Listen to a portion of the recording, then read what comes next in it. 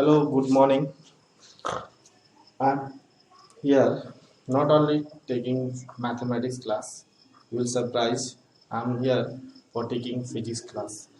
And first lesson, measurement and dimensional analysis, and so many things. They are very easy chapters, and I'm not going to deal these chapters because you all have study. I know this, but I am going to deal the next chapter, kinematics. This is a very interesting chapters, and in JEE mains and JEE, a lot of questions belongs to these chapters, and it is very important. And it is looking this is a very easy chapters, but I think this is not an easy chapter, and it is a very difficult. That concept is very high quality concept. So first. Start kinematics. Look here, kinematics. First of all, it is made by the two words kine and matics. Kine means the motion. Kine means the motion, and matics means mathematics. Means we have to study the motion of a object without taking the cause of its motion. That is called kinematics. Means if we define what is kinematics, means the study of motion of a body, the study of motion of a body without taking cause of motion of the body. This is a very important. Okay. In kinematics, there are so many variables. Means if a body is moving, or lies in a motion, then we see a lot of variables like displacement, distance, speed, velocity, acceleration, and one more. This is called jerk. Okay, I would like to write here what is the variables. First variables, distance. This is the scalar quantity.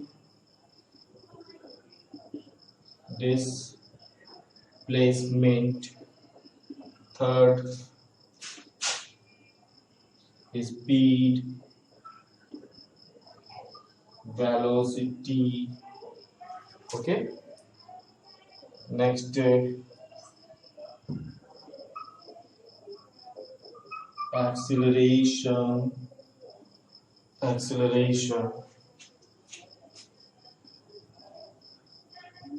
jerk, etc. Okay, so they are the variables in which we are going to deal this chapter's kinematics. Look here, the motion of a body. There is three types of motion in a body.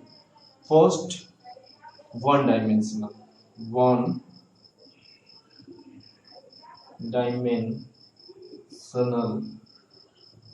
motion.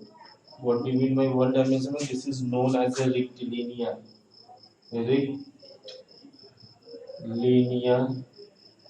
motion. In a term of physics, you can say that rectilinear motion is straight line motion. Second, two-dimensional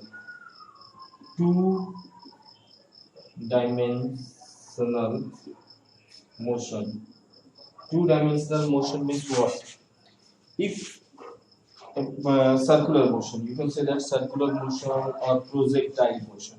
You can see that if your body throw in this way, then body is moving in upward direction along y-axis, and it cover this distance also. This is known as a range along x-axis. So we use two dimension.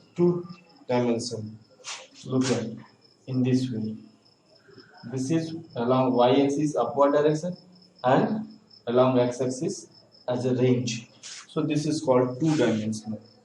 And three-dimensional, the third thing is three-dimensional motion. Means in a if we study about 3D, then if you know the position vector, 3D means position. After knowing the position vector, and if we deal the motion of a body uh, as a question only, it is not our matter of concern in our syllabus, but JEE mains में कुछ questions आते हैं और उनको हम लोग deal करेंगे. ठीक है, तो this is three dimensional motion. ये तीन तरह के मोशन होते हैं. ठीक है, वन बाय वन हम लोग स्टडी करेंगे. आज के लेक्चर में जो हम पढ़ेंगे वो सिर्फ वन डायमेंशनल मोशन के बारे में पढ़ेंगे. ठीक है, आज के लेक्चर में. और ये एक बहुत ही लंबा चैप्टर है और बहुत ही बेस्ट चैप्टर है. मतलब बेस्ट इन सेंस ये, जिसमें चैप्टर तो सारे ही बेस्ट होते हैं. बेस्ट इन सेंस ये कि ये chapters examination point of view, specially तुम्हारे जेईई और मेंस के एग्जामिनेशन पॉइंट ऑफ व्यू से बहुत ही इंपॉर्टेंट होते हैं. इससे बहुत से क्वेश्चन बहुत टाइम में पूछे जाते हैं. ठीक है, और हम लोग वो सारे चीज डील करेंगे वन बाय वन इस वीडियो में. ठीक है, जो कि कोटा और अगर आप लोग थोड़ा सा मेरे को सपोर्ट करोगे, सपोर्ट इन सेंस अगर वीडियोस को लाइक्स करोगे और कुछ कमेंट्स करोगे, थोड़ी बहुत अगर कमी आए वॉइस वगैरह सब में, तो मैं कोशिश करूँगा कि आपको सारा मटेरियल्स प्रोवाइड कराऊँ. ठीक है, एक हमने पोस्टल मटेरियल्स भी 2-3 मंगाया है और उसका मैं प्रिंटिंग करके भी दूंगा. But this is my future planning. अभी हम लोग देखते हैं. फर्स्ट हम लोग डिस्कस करते हैं displacement.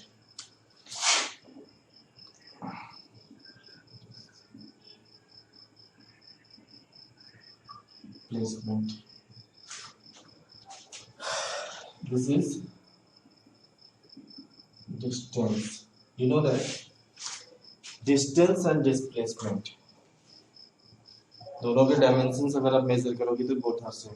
You know that displacement this is a vector quantity. हमको मालूम है, आप लोग 9th क्लास में पढ़ चुके हो. What do you mean by vector quantity and what do you mean by scalar quantity. Vector quantity means which required magnitude and direction both, and this is distance. Distance means this is a scalar quantity. It required only magnitude. मुझे मालूम है आप सबको पता है, but थोड़ा सा जिन्हें नहीं पता उनको सपोज करो. If a body is moving, यहाँ पे ए पॉइंट है and this is B point. If a body is moving from A to B in this way और इन दिस वे और इन दिस वे आल्सो. ठीक है, इस तरह से भी है along this path, along this path and along this path by all these. So if we measure this path, this is what? This is distance, and this is also distance, and this is also distance. Okay, all three are distance from A to B, but A to B, this is shortest distance. Okay, shortest distance. That's why it is known as displacement. It is known as a displacement. Then what is the definition of the displacement? Means the the shortest distance shortest distance from initial point to final point is known as displacement. Is it clear? ये चीज displacement and distance के बारे में होता है. ठीक है. अब इसमें एक क्वेश्चन आता है जो कि मेंस में एक बार अल्टरनेटिव चॉइस क्वेश्चंस में ऑब्जेक्टिव टाइप क्वेश्चंस में पूछा था कि what is the relation between displacement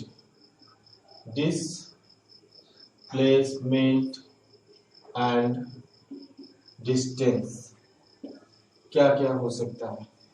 यहाँ पे मैंने डिस्प्लेसमेंट लिखा और यहाँ पे डिस्टेंस लिखा.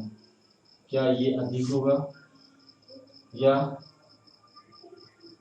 Displacement is greater than distance और डिस्प्लेसमेंट इज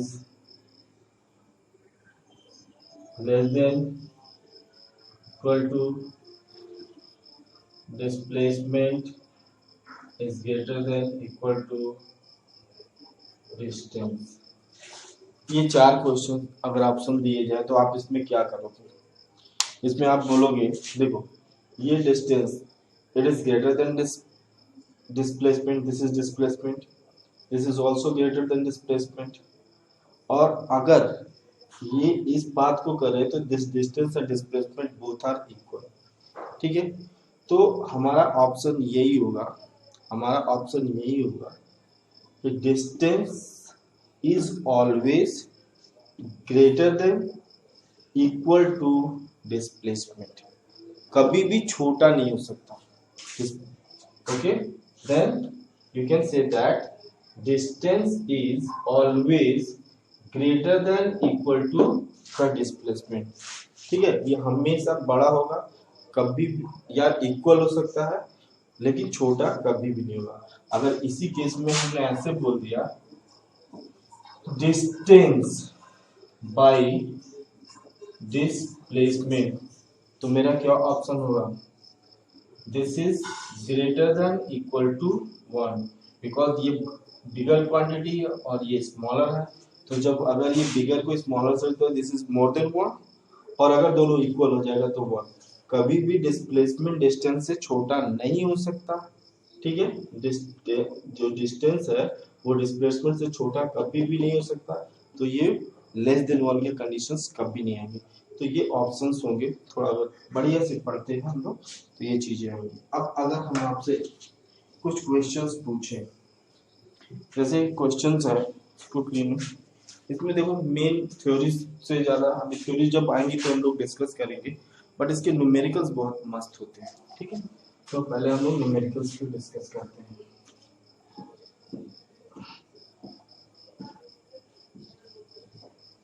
ठीक है. नेक्स्ट हम लोग इसके न्यूमेरिकल्स को देखते हैं. अगर हम बोले if a person moves from A to B on a circular path, half circular path अगर मैं बोलूं A to B, then what is the ratio if a person moves from A to B on a circular path, then what is the ratio if a person moves from A to B on circular path. then what is the ratio between distance and displacement? Let us suppose that r is the radius. R is the radius. Then what is this? Is the distance. This is pi r. Because अगर ये पूरा circle consider कर लेता, that is the value of circumference. This is 2 pi R और half किया तो this is pi R. This is the value of distance and the value of displacement that is equal to r plus r. This is 2r. So what is the ratio between these two? R cancel, that is equal to pi by 2. This is the ratio between distance and displacement. Okay, now अब इसी questions को थोड़ा दूसरी तरह से हम करते हैं. सपोज करो this is A cube.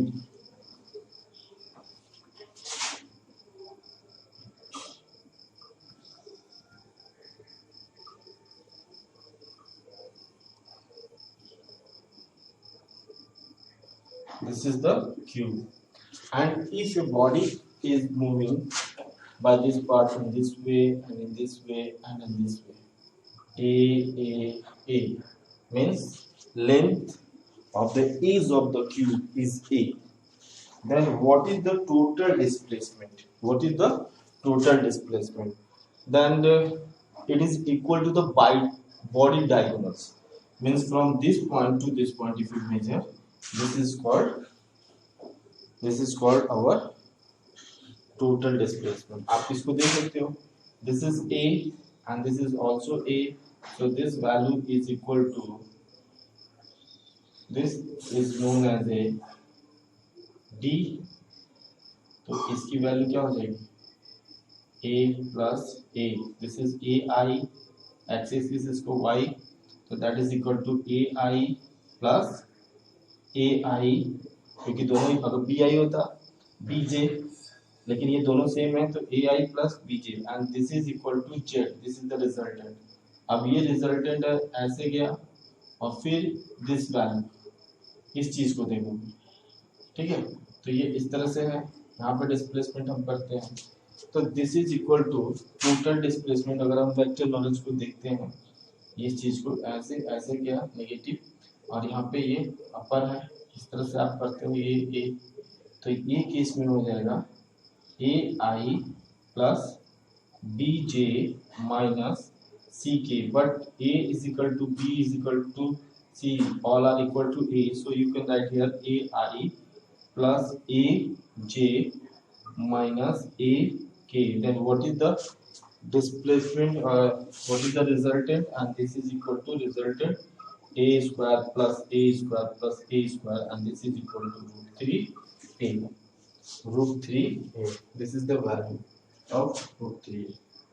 Now अब इसको थोड़ा सा हम और टफ करते हैं. ठीक है, next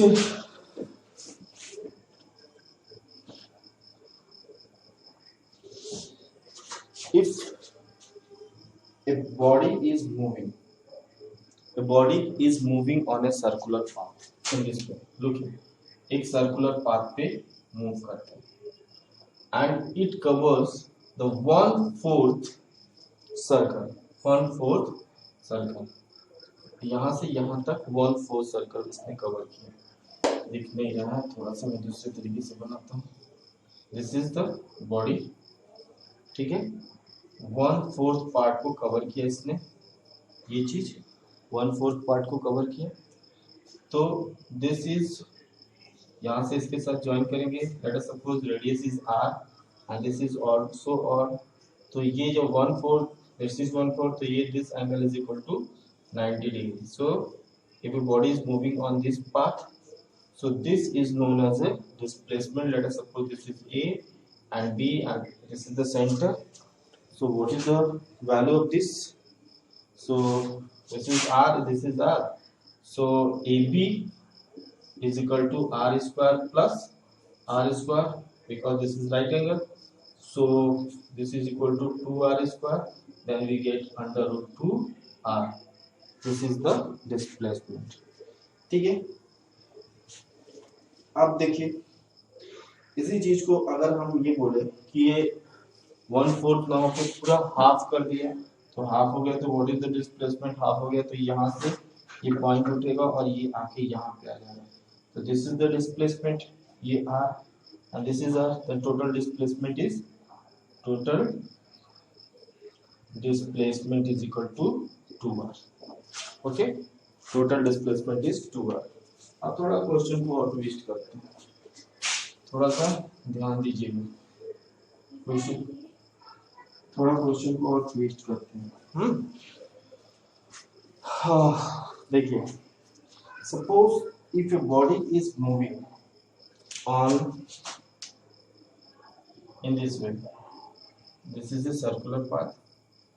If your body is moving, यहाँ पे ये पॉइंट है A and this is point B, ये सेंटर O है, यहाँ से इसको ज्वाइन करते हैं और इसके से टोटल एंगल फॉर्म 120 डिग्री. ठीक है, ये टोटल 120 हो गया. यहाँ से बॉडी को मूव करते हुए यहाँ पे ये टोटल एंगल हो गया 120. Then what is the value of the displacement? This is the displacement. अब इसको सॉल्व कैसे करेंगे? सॉल्व तो हम कर लेंगे. अगर हमको मैथ में इंटरेस्ट है तो आपने क्या पढ़ा है, वेक्टर नहीं पढ़ा है, हमें क्वेश्चन दिखने लगे तो सॉल्यूशन तो हमारे पास बहुत से मेथड. अब देखो कैसे करते हैं. अब जैसे मान लो कि आपको वेक्टर वगैरह किसी तरह का कोई नॉलेज नहीं है, तो आप क्या करोगे? 9th क्लास का मेथड अपनाओगे. ये 60-60, तो यहाँ से हमने परपेंडिकुलर ड्रॉ कर दिया. जैसे ही मैंने परपेंडिकुलर ड्रॉ किया, this angle is equal to 90 degree. Since both angle is equal to 120, so this and this both are equal because they are radius. So this angle is equal to 30 degree and this is also 30 degree. अब आप चाहो तो ये value R है, ये तुम्हारा 30 degree base angle, ये right angle है ही है. अगर सपोज करो कि इसको हम लोग एक L मान लेते हैं, you know that from the centre you draw the perpendicular on the curve and divide into two equal parts. This is the theorem of class 9. सो इसमें हम बोलेंगे cos 30 degree, cos 30 degree is equal to AL by R, and then cos 30 means what? What is the value of cos 30? Cos 30 की value होती है under root 3 by 2 and this is AL by R. So AL is equal to 2 root AL is equal to root 3 R by 2, but the total displacement AB is equal to 2 AL, then AB is equal to 2 into root 3 R by 2 and this is cancelled, so AB is equal to root 3 by R. ये तो मैंने बना लिया भाई, ठीक है. लेकिन class 11th में पढ़ते हैं हम, कुछ तो डिग्निटी होनी चाहिए. 9 का फार्मूला लगाएंगे तो देखने को चेक तो कर तो देगा, बट ये टाइम टेकिंग है और हंसने वाला हंसेगा. याद कीजिए वेक्टर फॉर्म में हमने बनाया था डिस्प्लेसमेंट. इस तरह के केस में तो एक फार्मूला दिया था, displacement is equal to 2r sin theta by 2. अगर आपने नहीं भी पढ़ा हो तो इस फॉर्मूले को लिख लेना अपने नोट्स में. Displacement is equal to 2r sin theta by 2. So you should write here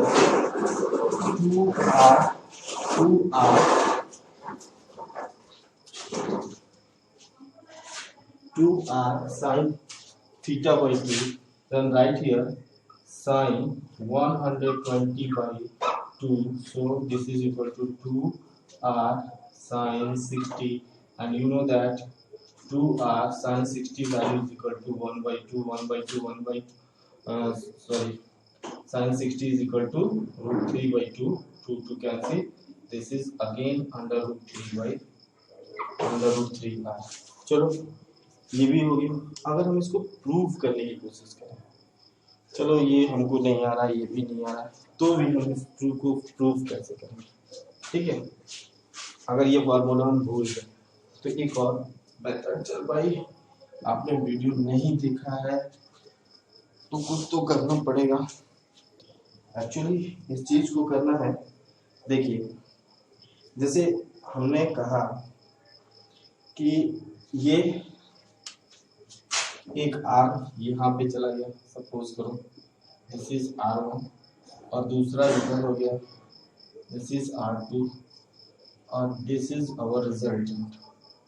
अगर हमने बोला ये a है, b है, c है, तो आप देखोगे रिजल्टेंट के लिए यहाँ से हम ये करते थे r1, और यहाँ पे ये रिजल्टेंट है bc, और जैसे हम एडिशन, वेक्टर एडिशन याद है ना, this angle is equal to, पहले इससे स्टार्ट करते थे, इसका ये आपका एरो का पॉइंट है और यहाँ इसका टेल है, तो इस पे फिर इस पे दूसरा रखते थे, तो दिस इज बी सी, और जो रिजल्टेंट होता था ए सी हो जाता था, this is equal to r2। So the resultant B C is equal to r2 minus r1, r2 minus r1, okay, ये चीज होता था r2 minus r1। so what is this? This is the difference between these two। तो difference के लिए हमने क्या formula बताया था? अगर डिफरेंस होता था bc का तो अंडर रूट में बोलते थे r2 square plus r1 square minus 2 r2 r1 cos theta, okay. अगर ये एडिशन होता तो यहाँ पे हम लोग प्लस करते थे, but there is difference, so r2 plus r1 minus 2 r2 r1 cos theta. Now since r1 is equal to r2 given है, इज इक्वल टू r है, तो आप यहाँ पे लिख सकते हो r square plus r square minus 2r cos theta. Then you can say that this is equal to 2r square minus 2r square cos theta. Now you can take common 2r square, so we get under root 2r, and this is equal to under root 1 minus cos theta, 1 minus cos theta, or you can solve it under root 2r 1 minus this is equal to 1 plus 2 sin square theta by 2, so 1 1 cancel, we get under root 2 r, और ये bracket में आएगा under root 2 sin theta by 2, then we get 2r sin theta by 2। इसको लिख देते हैं यहाँ पे, दिस इज इक्वल टू यहाँ पे under root 2r into under root 2 sine theta by 2, this is the resultant, and this is equal to 2r sine theta by 2। This is your answer. आप देख लो ये वैल्यू होती है इनके बीच का angle, अब इस पे भी आप रखोगे, तो दिस इज 2r, और यहाँ पे अगर यहाँ पे r1 r2 रहता तो यहाँ r1 2r sin theta by 2, sin theta by 2 means what? Sin 60 degree, so this is equal to 2r into root 3 by 2, 2 cancel, this is root 3। देखो ये अभी इसके पहले वाला जो प्रीवियस क्वेश्चन बनाया था 90 डिग्री पे, ठीक है, जो 1/2 था, तो उसके में भी अगर आप ये फॉर्मूला रखते हो तो भी आपका सेम आंसर आएगा।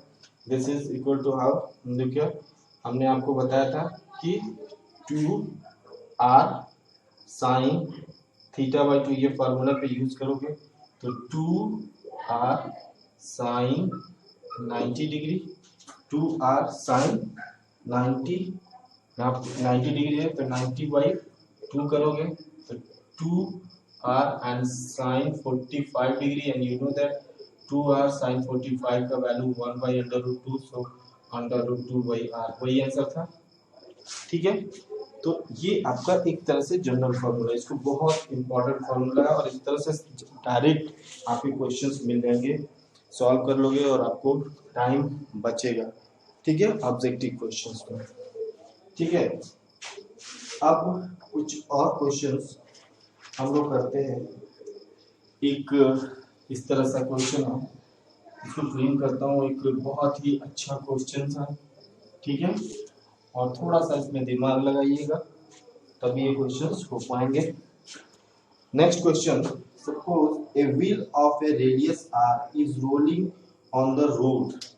लिख देता हूँ, a wheel of radius r is rolling on the road. What will be the displacement of a point P? What will be the displacement of point P